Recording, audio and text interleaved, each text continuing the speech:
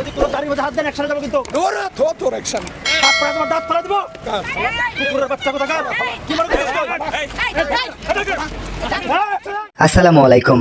আশা করি সবাই খুব ভালো আছেন।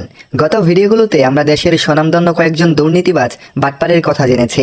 আজকের এই ভিডিওতে আমরা জানতে চলেছি আওয়ামী শাসনামলে দেশে ত্রাসের রাজত্ব কায়েম করা জাতীয় দুর্নীতিবাজ 10 জন পুলিশ অফিসার সম্পর্কে, যারা পুলিশ বাহিনীর গুরুত্বপূর্ণ পদের দায়িত্ব পেয়ে দেশের 12টা বাজিয়ে দিয়েছে। যেসব পুলিশ কর্মকর্তারা জনগণের সেবা নিশ্চিত করার আগে তারা তাদের পরিবারের ভোগবিলাসিতায় মনোযোগী বেশি ছিল, এমনকি যারা এই পুলিশ বাহিনীতে যোগ দিয়ে সম্পদের বিশাল পাহাড় গড়েছেন আর শেষমেশ এই সম্পদ দেশের বাহিরে পাচার করে দিয়েছেন। শোনা, তুমি মোটা হয়েছো, এটা আমার আরো বেশি আনন্দ লাগতেছে, কারণ মোটা হলে সেক্স করতে মজা বেশি। আজকের এই ভিডিওতে সেসব পুলিশ অফিসারদের সম্পর্কে আপনাদের জানাবো। সেই সাথে এটাও জানতে পারবেন যখন তাদের ক্ষমতা চলে গেল, যখন তাদের নেত্রী হাসিনা তাদের রেখে মোদির কাছে চলে গেল, তখন তারা এই মুহূর্তে কোথায় পালিয়ে বেড়াচ্ছে, তারা কি দেশে আছে নাকি বাহিরে, তাদের শেষ পরিণতি কি হতে চলেছে। চলুন তাহলে কথা না বাড়িয়ে ভিডিওতে একটা লাইক দিয়ে দুর্নীতিবাজ পুলিশদের সকল অপকর্মের আমলনামা আজ জেনে আসি। তুমি আমার সাথে সেক্স করো, আমার সাথে করেছো, তো সেক্সের জন্য কেন ভালো না?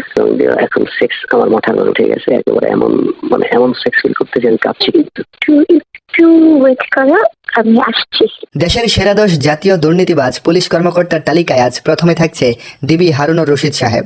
হারুনুর রশিদ হলেন একজন বাংলাদেশি পুলিশ কর্মকর্তা এবং ঢাকা মেট্রোপলিটন পুলিশের গোয়েন্দা শাখার সাবেক প্রধান।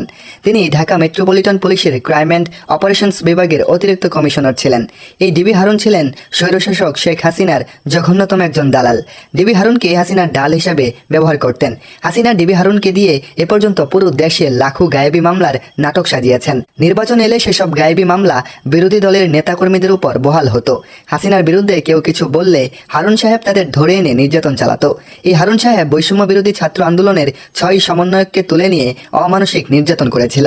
বৈদ্যুতিক শক থেকে শুরু করে 2 হাঁটুতে লাঠিচার্জ সবকিছুই ডিবি হারুনের নির্দেশে হয়েছে। এমনকি জানা গেছে হারুন সাহেব তাদের মেরে ফেলতেও চেয়েছিল। শুধু 6 সমন্বয়কদের সাথে শুধু এমনটা নয়, ডিবি হারুন মুখোশ পরে হাসিনার পক্ষ হয়ে পুরো দেশে জঘন্য অন্যায় চালিয়ে গেছে, কিন্তু কেউ এতদিন মুখ খুলতে পারেনি। আমাদের আজকের তালিকার 2 নম্বরে রয়েছে প্রাক্তন বাংলাদেশ পুলিশের মহাপরিদর্শক বেনজির আহমেদ। দুর্নীতিবাজ এই পুলিশ অফিসার তার চাকরি জীবনে কোটি কোটি অবৈধ টাকা কামিয়েছে। বেনজির আহমেদ তার স্ত্রী ও 2 মেয়ের 43.5 কোটি টাকার অবৈধ সম্পদের সন্ধান পেয়েছে দুর্নীতি দমন কমিশন।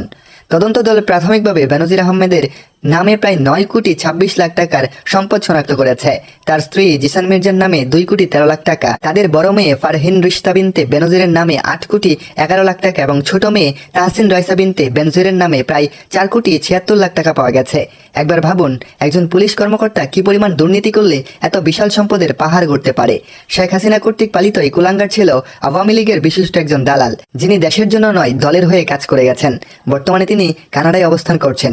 প্রশাসনের কাছে অনুরোধ করব এসব ব্যক্তিদের যেন টেনে হিচড়ে দেশে ফেরত আনা হয়। শোনো, পুরোনো অর্ডারলিটা তো কেউ নেই, তুমি আসলে এখন কেউ চিনবে না। তাই তো অফিসে, আমার অফিসটা আমি যে কোনো সময় তোমার অফিসে আসতে পারবো।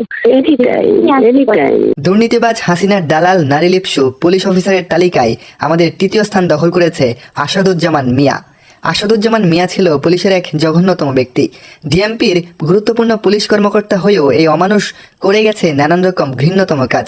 আসাদুজ্জামান মিয়া ছিল চরম নারী লিপসু। অবৈধ টাকা কামানোর পাশাপাশি তিনি তাদের ঊর্ধ্বতন নারী কর্মকর্তাদের সাথে অবৈধ সম্পর্কে জড়ানোর জন্য ফোর্স করত। কোন সরকারি কর্মকর্তা এই আওয়ামী লীগের 10 বছরে এই বিরল সম্মান পায়, যেটা মাননীয় প্রধানমন্ত্রী জাতির পিতার কন্যা উনি আমাকে দিয়েছেন। নারী লিপসু আসাদুজ্জামান মিয়ার একটা অডিও রেকর্ড শুনলে আপনিও চমকে যাবেন। তার কথাবার্তা কতটা জঘন্য ছিল সেটা এই অডিওতে উঠে এসেছে। আপনারা এই অডিওটা শুনুন। ছাত্র জনতা সহ আমি বাংলাদেশের প্রশাসনের দিকে জোর দাবি জানাচ্ছি, আপনারা এদের কঠিন শাস্তির ব্যবস্থা করুন। এদের শাস্তি দেখে মরতে চাই।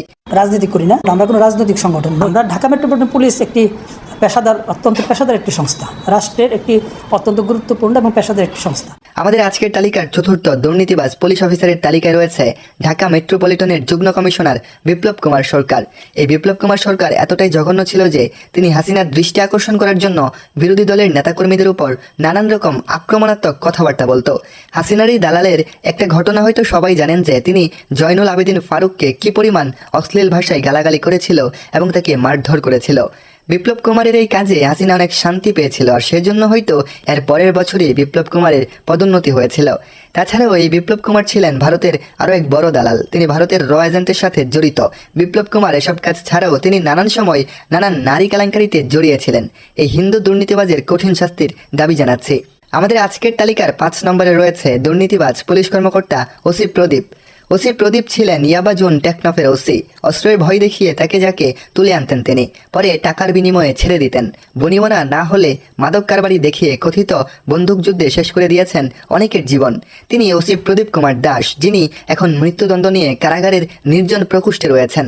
তবে এত অপকর্মের পরেও অনুতপ্ত হননি তিনি। সেনাবাহিনীর মেজর সিনহা মোহাম্মদ রাশেদ খানকে প্রতিপক্ষ বানিয়ে হত্যা করেন প্রদীপ। তার সঙ্গে ছিলেন টেকনাফ বাহারছড়া ক্যাম্পের ইন্সপেক্টর লিয়াকত আলী। বরখাস্ত পরিদর্শকও কারাগারে রয়েছেন।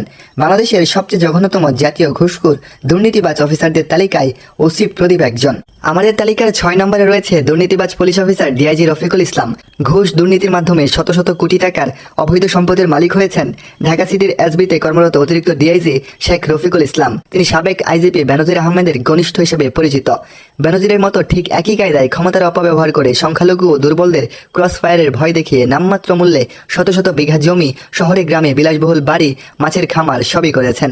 চাকরি সুবাদে হয়ে উঠেছেন অন্যতম বিত্তশালী। এজন্য পুলিশ বাহিনীতে আরেক বেনজির। আমাদের তালিকার 7 নম্বরে রয়েছে ডিআইজি মিজান। তার নির্দিষ্ট বেতনের বাইরে 3,28,00,000 টাকা আত্মসমর্পণ করার অভিযোগ উঠে তার বিরুদ্ধে, যার ফলে দুদকের হাত ধরে তার সকল অপকর্ম সবার সামনে আসতে থাকে। এরপর আমাদের লিস্টের 8 নম্বরে রয়েছে বনোজ কুমার, যিনি শেখ হাসিনার হয়ে প্রতিটা পদে পদে দালালি করে গেছে। এই বনোজ কুমারকে শেখ হাসিনার একজন জঘন্যতম দালাল বললেও ভুল হবে না, কিন্তু সময়ের সাথে তিনিও তার ক্ষমতা ছাড়তে বাধ্য হয়েছেন। প্রিয় দর্শক, শেষ করছি আমাদের এই আয়োজন। দেখা হচ্ছে পরের কোনো ভিডিওতে। ধন্যবাদ সবাইকে।